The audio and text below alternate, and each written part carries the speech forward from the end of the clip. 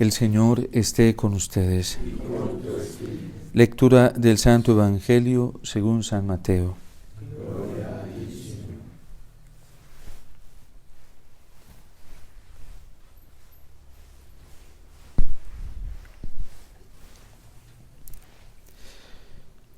En aquel tiempo, llamando Jesús a sus 12 discípulos, les dio poder para expulsar a los espíritus impuros y curar toda clase de enfermedades y dolencias. Estos son los nombres de los 12 apóstoles. El primero de todos, Simón, llamado Pedro, y su hermano Andrés. Santiago y su hermano Juan, hijos del Zebedeo. Felipe y Bartolomé. Tomás y Mateo, el publicano. Santiago, hijo de Alfeo, y Tadeo. Simón, el cananeo, y Judas Iscariote, que fue el traidor. A estos 12 los envió Jesús con estas instrucciones: no vayan a tierra de paganos, ni entren en ciudades de samaritanos. Vayan más bien en busca de las ovejas perdidas de la casa de Israel. Vayan y proclamen por el camino que ya se acerca el reino de Dios. Palabra del Señor. Gloria a ti, Señor Jesús.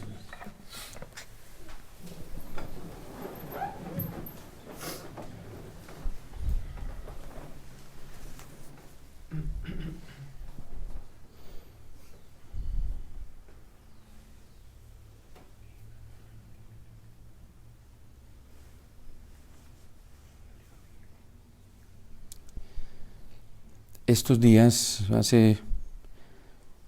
algunos días que concluyó en este mes, concluyó la asamblea de los obispos que estaban reunidos en Conferencia Episcopal de Colombia, y siempre sacan un mensaje al final de la asamblea.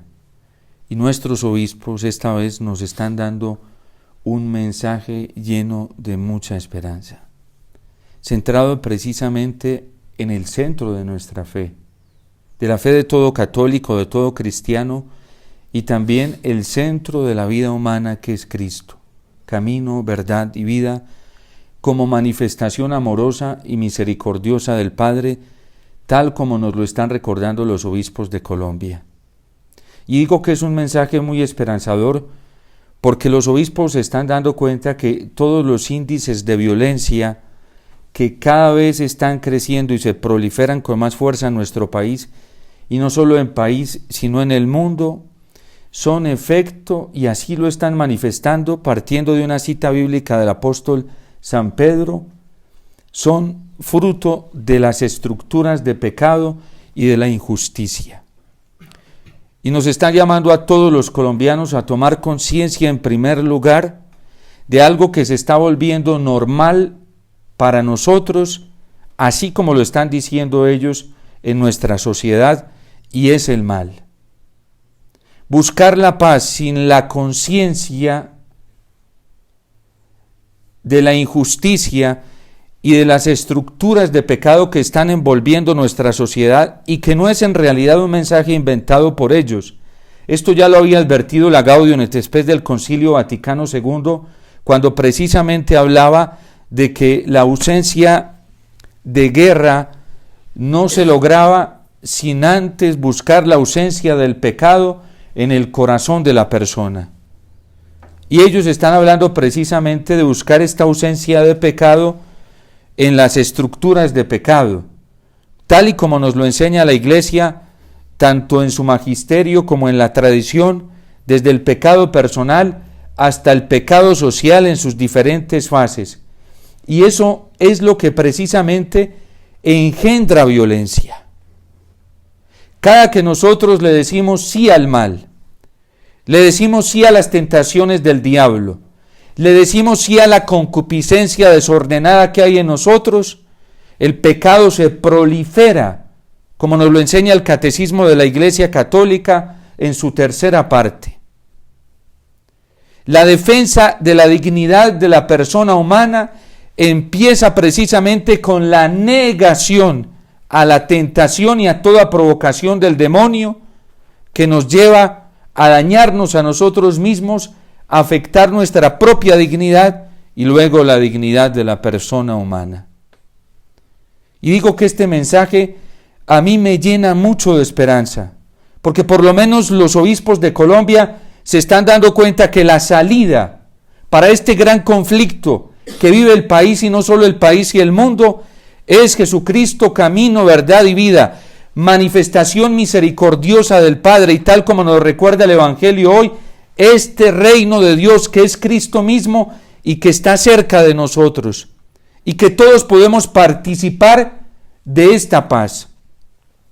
La cita bíblica que ellos toman es del apóstol San Pedro en su primera carta en el capítulo 3:11, cuando dice: apártense del mal, hagan el bien, busquen la paz, que también es de un salmo, y corran tras ella.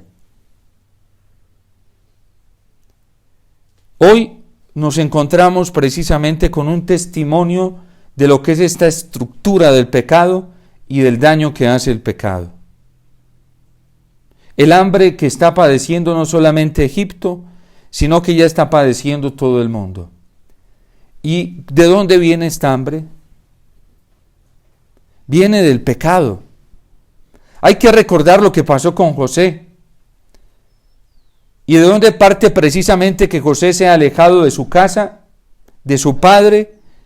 Parte de una envidia y un celo que crece en el corazón de los hermanos. Pero es que estos hijos de Jacob ya habían dejado invadir su corazón antes de corrupción y de maldad, porque dejaron de observar las leyes de Dios, su palabra, que es la única que nos mantiene seguros y nos mantiene blindados frente a la caída del pecado. Por eso dice el salmista hoy que los proyectos de Dios duran por siempre y sus planes de amor por los siglos. Pero los proyectos de los hombres, también dice el Salmo 32, se frustran y se acaban. Porque esos proyectos del hombre, cuando no están unidos a los planes y a los proyectos de Dios, que son sus mandamientos, que es su palabra, fracasan y terminan en la destrucción total. Esto le pasó a los hermanos de José. Se llenaron de celos, de envidia, y apartaron a alguien a quien Dios estaba conservando, instruyendo y protegiendo, y que le estaba haciendo fiel a Dios, porque de ahí crece su envidia y su celo. ¿Por qué Dios le mostraba en sueños a José tantas cosas? Dios le mostraba en sueños a José tantas cosas porque era fiel. Porque iba por la misma línea de la fidelidad de Abraham, de Isaac y de su padre Jacob. Vuelvo y digo, incluso Judá, que era el primogénito, se había corrompido. Y en él Dios quiere garantizar, proteger la promesa que le había hecho a los primeros padres. Pero como estos sueños tenían que ver con José como instrumento de bendición, no solamente para la familia, sino para el pueblo, que ya era pueblo, entonces esto les provocó celos y envidia. ¿Y qué hicieron? Tratar de deshacerse de su hermano a como diera lugar. Y sabemos la historia. Bueno, y los que todavía no la conocen, yo los invito para que vayan y se lean de esos capítulos desde el 40, que son bellísimos, hasta el 43 del libro del Génesis, creo. Sí, puede que me equivoque, pero bueno, van y buscan, que ahí está esta bella historia de José. La proliferación del pecado hace que estos busquen deshacerse de José, y si hubieran podido evitar la hambruna, y si hubieran podido evitar todo lo que les pasó después, porque al fin de cuentas los proyectos de Dios, así haya corrupción en el corazón, así haya maldad en las causas segundas, así haya perversidad, y así el demonio invada esos corazones, los proyectos de Dios se terminan realizando mientras se encuentre un corazón fiel. Y el corazón de José es fiel a la palabra del Señor, es fiel a su voluntad. Tan fiel que terminan vendiéndolo en una caravana de ismaelitas y le dicen a su padre que ha muerto. Y como era el preferido de Jacob, en realidad era el preferido de Dios. ¿Por qué? Por su fidelidad al Señor. Dios se deleita en un corazón fiel. Por eso dice el Señor en el Evangelio de San Juan: quien guarda mi palabra, mi Padre lo amará, yo lo amaré, vendremos y haremos morada en él. Pero quien no guarda mi palabra, no participa de la comunión de Dios. Porque el pecado es precisamente eso, dejar de guardar la palabra de Dios. Y esas conciencias poco a poco se van desviando en la valoración del bien y del mal, porque comienzan a confundirlo todo.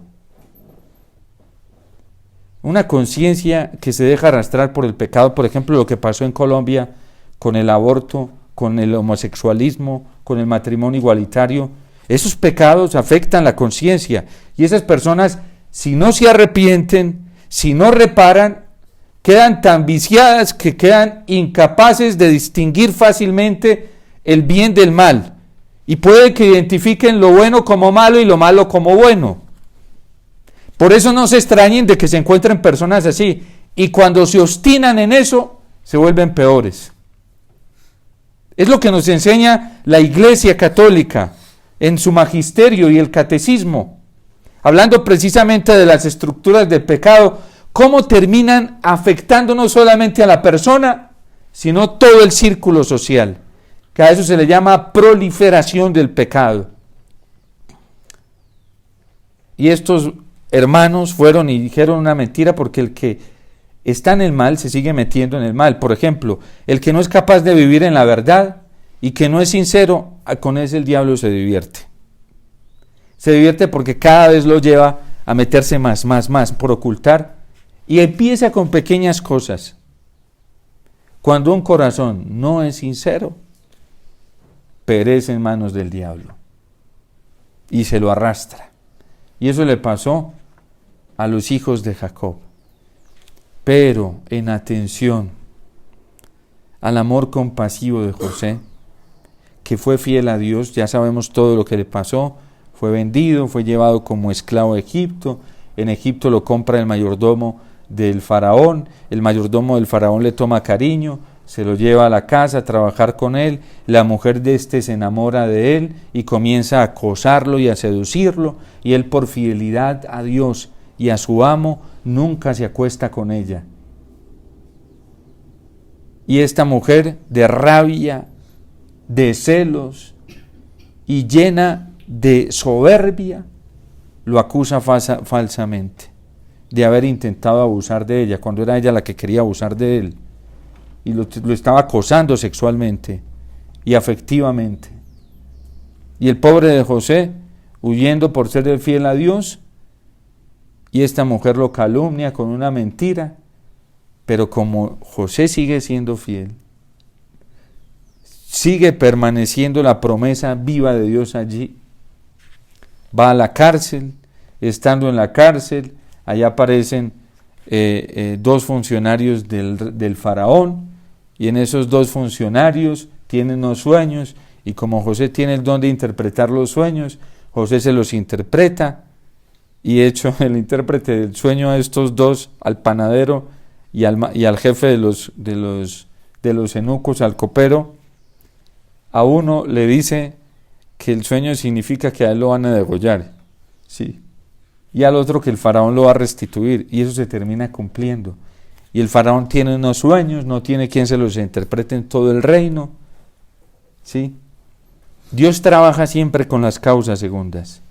Aunque el faraón no sea fiel a Dios ni estos, con que alguien sea fiel, y es José, Dios comienza a trabajar en esas causas segundas. Entonces el jefe de los eunucos se acuerda de que había un hombre llamado José que le interpretó los sueños, le dice al faraón, el faraón lo manda a traer, y es nada más y nada menos. Miren lo que hizo Dios. Dios es capaz de hacer eso. Suscitó un sueño en un corazón que no lo busca, el faraón.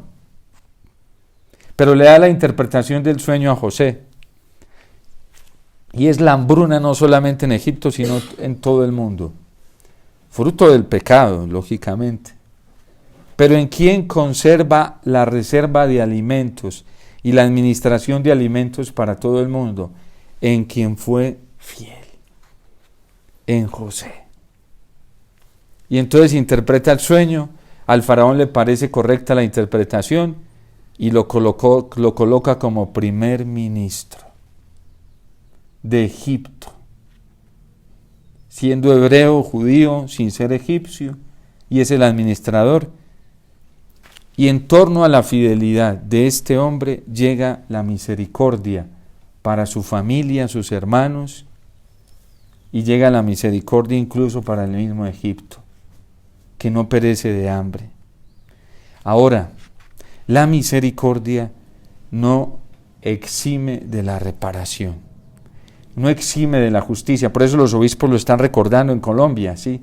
Que no se puede alcanzar la justicia y no se puede alcanzar la paz sin tomar conciencia de la injusticia, sin tomar conciencia de las estructuras del pecado. Incluso denuncian los obispos de Colombia cómo, dicen ellos, la sociedad misma va viendo como normales e inevitables los males que azotan a la sociedad y no ve la necesidad de denunciar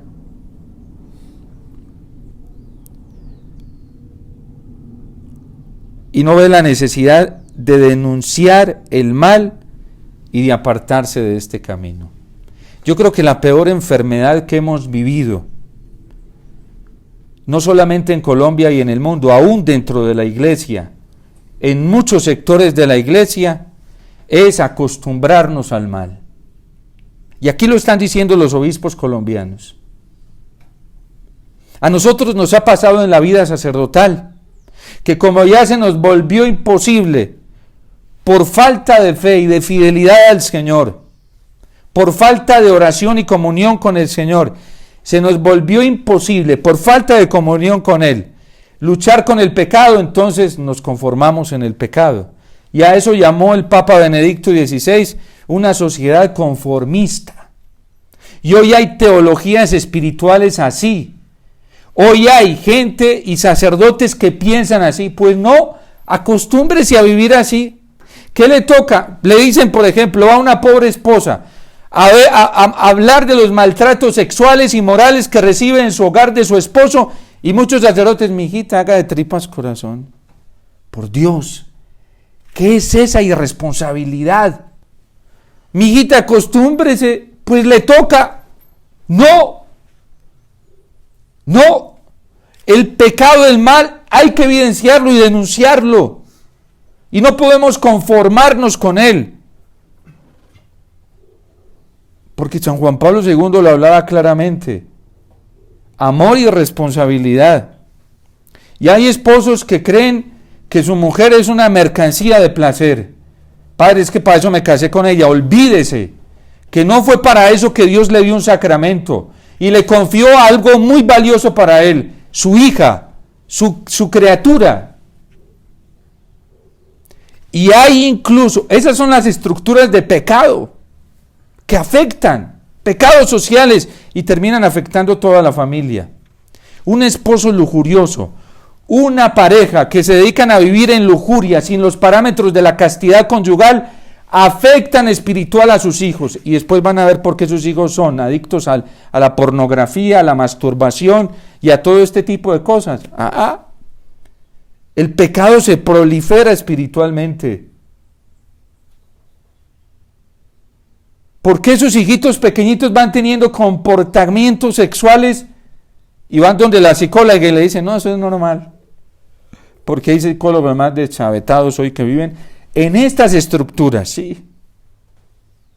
En esta conformidad con el mal. Y los obispos nos están diciendo, recordando la palabra de Dios: apártense del mal. Y para poder apartarnos del mal hay que evidenciarlo, tomar conciencia. ¿Qué está pasando hoy en la iglesia? Que no se puede hablar de pecado. No, hay que hablar de de amor, solo de amor. No hay pecado, ¿sí? No hay mal. Eso nos está pasando en la iglesia. Teologías falsas. Teologías morales con la mantilla de misericordia, pero no de la del Evangelio. Porque fíjense que el Señor estaba operando en el corazón de José. Y aunque José quería, porque eran sus hermanos, evitarles todo este sufrimiento, a sus hermanos les tocó reparar. Y sufrir mucho hasta alcanzar el culmen de la misericordia. El padre pudo evitarle al hijo pródigo todo eso, caer en el hambre, sí, ir a saciarse con la comida de los puercos, vivir solo, con frío. El padre que lo amaba, ¿por qué no le evitó eso? Si tanto lo amaba, ¿por qué no le evitó todo eso? Eso era un sufrimiento muy terrible para el hijo.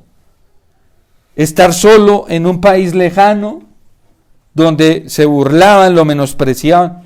¿Acaso el padre no era omnipotente? ¿O qué padre es el que predican algunos cuando hablan del Padre misericordioso? Predicaciones tan superficiales que no muestran la realidad de la persona humana y todo lo que hace el pecado y la pedagogía de la misericordia. Porque la misericordia tiene toda una pedagogía. Hay que reparar. Y no queremos reparar.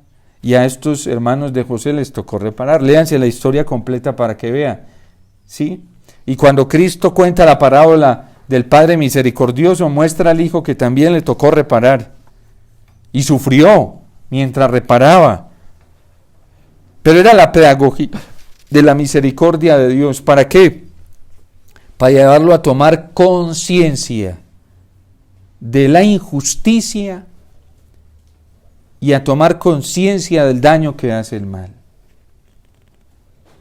Y entonces se pone en camino hacia su padre, ¿sí? Y ya cuando el padre lo ve, ¿por qué lo ve? Porque dice el Salmo, ¿sí? Dice el Salmo que Dios ve a los que lo temen, cuida al Señor de aquellos que le temen y en su bondad confían. Cuando el Hijo ya se pone en camino hacia el Padre y quiere confiar solamente en Él, el Padre sale a su encuentro. Este Salmo 32 completo es bellísimo, porque dice que Dios siempre está observando y que pone sus ojos, sus pupilas en los que lo temen, dice una traducción, y lo temen sinceramente. Cuando los hijos de Jacob se dan cuenta, porque ellos comienzan, ¿qué hace la pedagogía de la misericordia? Llevarlos a tomar conciencia. Tal vez a ellos se les había olvidado el daño que habían hecho con su hermano José. Mire, aquí estamos pagando todo el daño que hicimos con nuestro hermano. Esa es la proliferación del pecado, y es lo que los obispos están hablando. Cuando ellos hablan de estructura del pecado, así lo trae la iglesia y lo trae el magisterio de la iglesia y lo trae la Gaudium et Spes. La proliferación del pecado.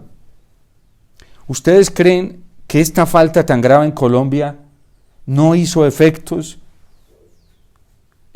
muy grandes? Tanto que nos dice el catecismo de la Iglesia Católica que hay pecados que claman justicia al cielo. Y uno de ellos es el homicidio. Y el aborto es un homicidio no solo grave, no solamente gravísimo, es fuera de ser grave, gravísimo, es abominable. A la iglesia le añade todos estos apelativos, y fuera de ser abominable, es un delito cruel. Y los católicos votaron porque era el mal menor. El Papa Francisco, en su viaje que hizo a México de regreso, de México a Roma, le pregunta a un periodista que si podría catalogarse el aborto como un mal menor. ¿Saben qué responde el Papa Francisco? Dice, el aborto, lo voy a leer textualmente, el aborto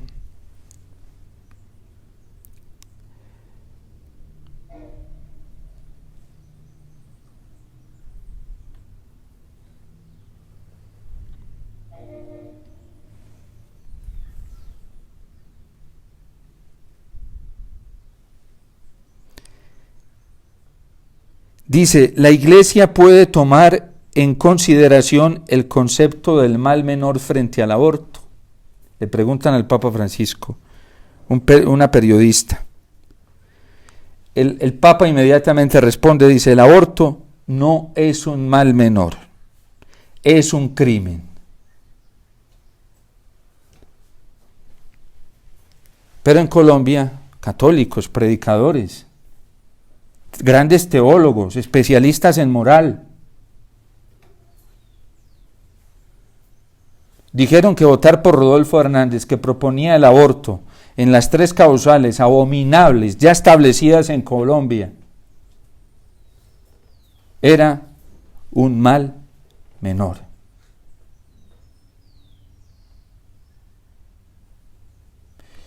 Y utilizaron santos que nunca apoyan esto, ni han utilizado el concepto del mal menor. Nunca, es una mentira falaz, bien redonda y completa. Mentira, porque no está en el patrimonio de los santos, de ningún teólogo, menos de ningún papa, hasta el Papa Francisco. ¿De dónde se lo inventaron? De sus conciencias seguramente, del juicio de su propia conciencia. ¿Cómo estará su conciencia? Pecados que claman justicia al cielo. El pecado de los sodomitas. ¿Cuál fue el pecado de los sodomitas por los que llegaron los ángeles a destruir Sodoma y Gomorra? El homosexualismo, la práctica, no estoy hablando de la tendencia, la práctica homosexual. Dice este señor, son las propuestas que él tiene, ¿sí? Porque siguen todavía, pues eso está ahí, ¿sí? Dice este señor que en su administración, en su gobierno, se aprobará el matrimonio igualitario. Ojo que nosotros los cristianos no hablamos de matrimonio igualitario. Ojo que nosotros hablamos de uniones y no son aceptadas por la Iglesia. Y dijo que en su gobierno habría eso. Y no solamente eso, le añade otra norma más dentro del paquete, ¿sí? La adopción para este tipo de personas. Pecado de los sodomitas. Lo trae la Iglesia en su magisterio. Vayan al catecismo para que vean. Tercera parte del catecismo, proliferación del pecado. Pecados que claman justicia al cielo. Y por eso es importante que estas personas reparen. Es importante que reparen. Porque el matrimonio igualitario, así como lo llaman hoy los estados, los gobiernos civiles, es el pecado de los sodomitas. Y ya saben, vayan, léanse la historia en el libro del Génesis de lo que pasó con Sodoma y Gomorra, donde vivía Lot. Y de lo que pasó cuando los 3 visitantes que habían visitado a Abraham, que los padres de la iglesia los consideran la Trinidad, entraron a casa de Lot a quedarse allí. Vinieron los hombres porque querían abusar de ellos. Tanto que Lot tuvo que decirle que le entregaba a sus hijas, pero que no fueran a abusar de ellos. Él tenía que proteger al forastero. Relaciones completamente desordenadas. Afectan no solamente la dignidad personal, estructuras de pecado, sino la dignidad social de la persona humana. Hay que tomar conciencia de eso y hay que denunciar eso. Porque la sociedad se está yendo en estructuras de pecado, injusticias. Hasta que no tomemos conciencia de eso, la violencia no va a parar. Y pidamos perdón y reparemos. Por eso el Señor a donde primero manda a sus apóstoles es a las ovejas descarriadas de la casa de Israel. Y donde primero tenemos que tomar conciencia hoy de esto es en nuestra propia iglesia. Nosotros los miembros de la iglesia, hay tantos predicadores que se ufanan, ¿sí? Y llevaron a cometer tantos errores, sobre todo a nuestro pueblo colombiano. ¿De dónde sacaron esa teoría del mal menor? Y para acabar de ajustarse la aplicaron a la iglesia.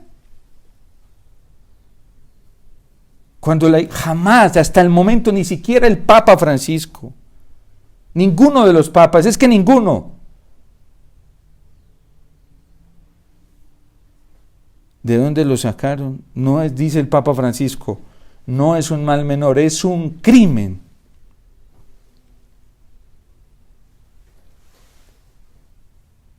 A ese punto hemos llegado. Eso ha hecho la proliferación del pecado. La pregunta es, ¿cómo puede estar la conciencia de una persona que hoy considera el aborto como un mal menor y que es necesario aceptarlo para que no se meta el comunismo a un país, para que no se meta la izquierda? ¿Por miedo a qué? Es la pregunta.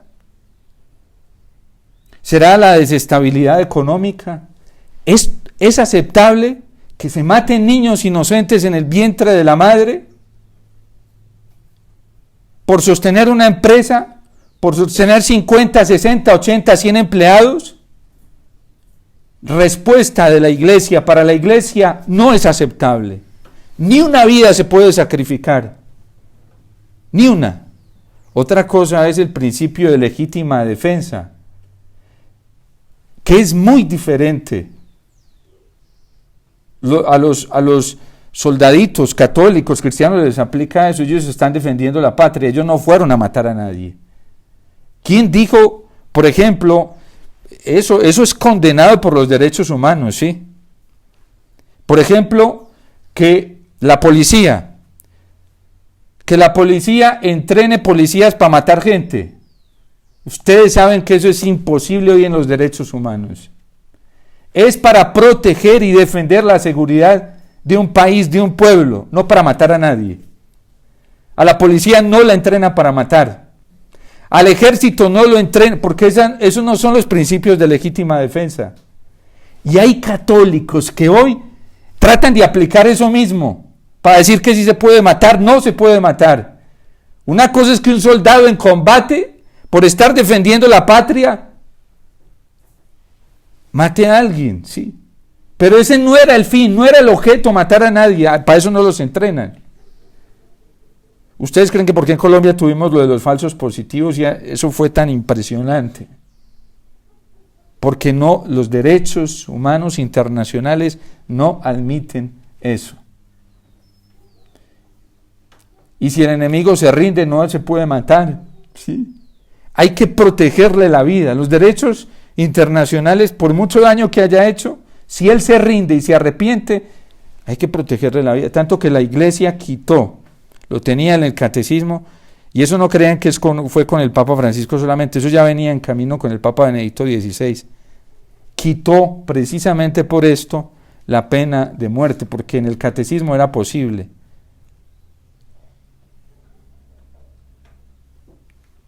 Y que católicos digan, ¿a ustedes les parece eso? Tienen que estar esas conciencias muy mal, muy viciadas. Apártense del mal, es el mensaje evangélico de nuestros obispos. Y para apartarse uno tiene que identificar cuál es el mal, ¿sí? Apártense del mal y luego hagan el bien. Buscan la paz y corran tras ella. Hay que, lo que le dijo el Señor, vayan, díganles que el reino de Dios está cerca. Y los apóstoles comenzaron a predicar la conversión. ¿Por qué conversión? Porque hay que salir de las estructuras del pecado, apartarse del mal para coger el reino de los cielos que está cerca. Pecado y gracia son incompatibles, no pueden estar en el mismo lugar. Apártense del mal, es el anuncio profético de nuestros obispos. Y hagan el bien. Conversión.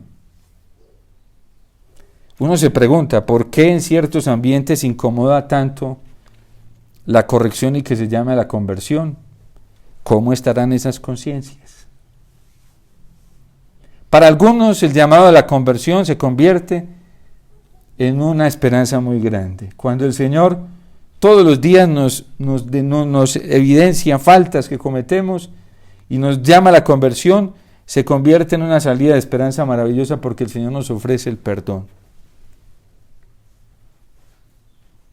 Pónganse en camino, id a donde José. Apartarse del mal. Tenemos que orar mucho, mucho por hermanos nuestros hoy en la iglesia que están muy obstinados todavía. ¿Por qué? Porque eso solamente puede pasar en un corazón que se llenó de orgullo, de soberbia, o en un corazón, una persona que no está bien psíquicamente. Puede pasar eso, sí. Y de hecho la culpa moral para una persona que no está en sus cabales psíquicos bien, pues no es el mismo grado de culpa, hasta puede desaparecer la culpa, sí. Por eso nosotros los sacerdotes en la confesión, uno de la confesión no la puede estar, y menos hoy. La gente le dice, padre, confiéseme 2 minuticos. Hay gente que cree que uno es grosero porque lo cogen para entrar a la Eucaristía. Padre, me confiesan 2 minuticos. Yo le digo a la gente, yo en 2 minutos no soy capaz de administrar el sacramento de la confesión. Porque hay faltas que a mí me toca preguntar para ver cuál es el grado de culpabilidad, ¿sí? Puede ser que la persona tenga un problemas psíquicos y estructuralmente esté afectada, no se le puede amputar la culpa al mismo nivel, ¿sí? Que una persona que sí es consciente. Pero se supone que quien guía, ¿sí? Pues tiene que estar muy bien facultada. Por ejemplo, a nosotros los sacerdotes, uno de los impedimentos para recibir la ordenación sacerdotal es tener una afectación psíquica grave, ¿sí? Pues comprobada científicamente, porque eso no nos hace aptos. Imaginen un sacerdote que no tenga salud mental, recibiendo lo que recibe en la confesión hoy, pues se desconchifla muy fácil y rápidamente, ¿sí? Porque lo que uno recibe en la confesión. Y la gracia, dice Santo Tomás, no destruye la naturaleza, la perfecciona, ¿sí? Pero tiene que ser que hoy en lo que estamos viviendo o han llegado a un grado de conciencia muy cauterizada o no están bien, no están las condiciones psíquicas. Bueno, y uno sabe, pues uno lo sabe, eso se lo enseñan a uno de manera práctica, ¿sí? La razón práctica de la que habla Kant, ¿sí? Y bueno, y que Santo Tomás lo trae para el tema de la prudencia, pues le enseña que uno no va a ir a pedirle consejos, sí, a alguien que no está en sus cabales, sí. Imagine que yo le haga caso a una persona que me dice que el cielo es rojo, sí, yo sabiendo que es azul. Y esa persona dándome consejos porque para ella el cielo es rojo y la hierba es amarilla, sí. O azul, sí, azul. No, pues imagínense, sí. ¿Qué consejos me puede dar una persona? ¿A dónde me puede llevar una persona así? Uno no le puede hacer. En cualquier situación, tenemos que dejarnos guiar por personas que caminen fielmente en los proyectos del Señor. Que esos son los que subsisten y esos son los que nos garantizan el bien, nos garantizan la vida y nos garantizan la paz, primero personal y después la paz en nuestros entornos. Démosle gracias a Dios. Y en verdad que nuestros obispos en esta asamblea están haciendo un esfuerzo muy grande por mostrarnos el camino para la no violencia, para la no guerra, y es el camino pedagógico de la misericordia de Dios que nos llama a apartarnos del mal, a buscar, a hacer el bien, a buscar la paz y a correr tras ella. ¿Y qué es el mensaje del Evangelio hoy? Sí, hoy lo tenemos. ¿Quién fue este buscador? ¿Quién se apartó del mal? José. ¿Quién buscó el bien? José. ¿Sí? ¿Quién corrió la paz y se fue tras de ella y la consiguió? José. Y se convirtió en un signo de esperanza para sus hermanos y luego para el pueblo y para todo Egipto. Eso le sucede a todo el que camina en esto. Los apóstoles también así lo vivieron. Se acercaron al príncipe de la bondad, del bien que es el Señor, le hicieron caso, caminaron por donde Él les dijo, ¿sí? No se aparten de Jerusalén, quédense aquí. Aunque el miedo los quería hacer apartar, la Virgen los cogió y ahí los mantuvo en Jerusalén.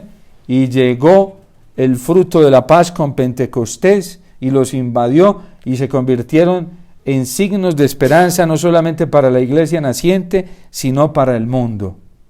¿Sí? Porque les vino la fuente de la paz, que era el Espíritu del Señor. Entonces, esto que el Señor les dice, los llamó uno por uno, los envió con una misión y les dijo: vayan, prediquen que el reino de Dios está cerca. Hay que convertirse para recibir ese reino de Dios en el corazón, que es el que trae el fruto de la paz. Dios te salve María, llena eres de gracia, el Señor es contigo, bendita tú eres entre todas las mujeres, y bendito es el fruto de tu vientre, Jesús.